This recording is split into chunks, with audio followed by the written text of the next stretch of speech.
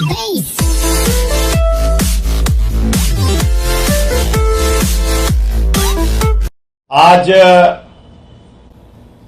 चुनावों के परिणाम आ रहे हैं और लगभग तस्वीर साफ होती हुई दिख रही है।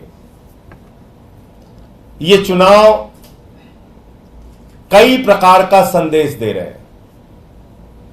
एक सबसे बड़ा संदेश इस चुनाव में दिया जा रहा है जनता के द्वारा कि 10 साल के भारतीय जनता पार्टी के शासन से लोग दुखी हैं, परेशान हैं और वो इस सरकार को हटाना चाहते हैं। महंगाई से दुखी हैं, बेरोजगारी से दुखी हैं, तानाशाही से दुखी हैं। जिस तरह से इस चुनाव में धन बल का इस्तेमाल किया गया, जिस तरह से इस चुनाव में ईडी तंत्र का इस्तेमाल किया गया, सीबीआई के तंत्र का इस्तेमाल किया गया, इनकम टैक्स के तंत्र का इस्तेमाल किया गया, पुलिस के तंत्र का इस्तेमाल किया गया, सारे विपक्ष को पकड़ पकड़ के जेल में डाला गया। हमारी पार्टी के मुखिया अरविंद केजरीवाल सहित हमारे शिक्षा मंत्री, हमारे स्वास्थ्य मंत्री मनीष सिसोदिया और सत्येंद्र जैन को जेल में डाला गया।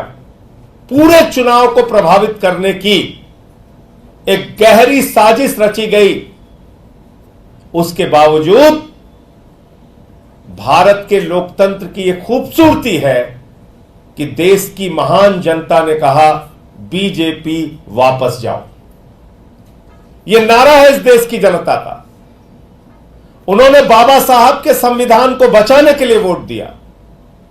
भारत में आरक्षण की व्यवस्था जो दलितों के, वंचितों के, शोषितों के, पिछड़ों के, आदिवासियों के लिए है, उसको बचाने के लिए वोट किया।